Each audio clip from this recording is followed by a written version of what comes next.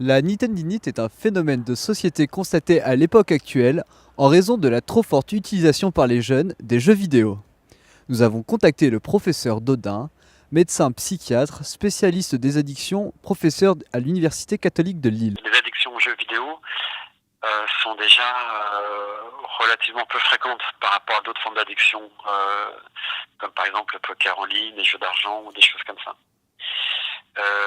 Maintenant, ce qu'on sait aussi, c'est que les personnes qui vont être addictes aux jeux vidéo vont être des personnes qui auront un terrain qui aura été préparé. Souvent, ils ont déjà des formes d'addiction sur d'autres problématiques, cannabis par exemple. Ils se retrouvent sur des jeux en ligne avec des quêtes qui vont durer pendant des heures et on va avoir des personnes qui vont progressivement se désinvestir de la vie scolaire, universitaire, sociale, relationnelle, des repas de la famille, etc. Donc ça, oui, il va y avoir un isolement de la vie réelle au profit de cette vie virtuelle à travers la plateforme du jeu, quoi.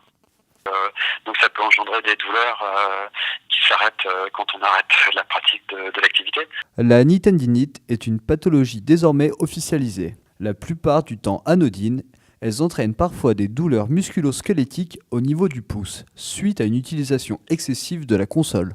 Les addictions aux jeux vidéo sont relativement contestées par les gamers. Nous avons rencontré Kevin Selam, gérant du Game Center Akedo à Lille. Je pense sincèrement qu'il y a des cas à problème, mais ils sont vraiment minoritaires et aujourd'hui c'est toujours pareil.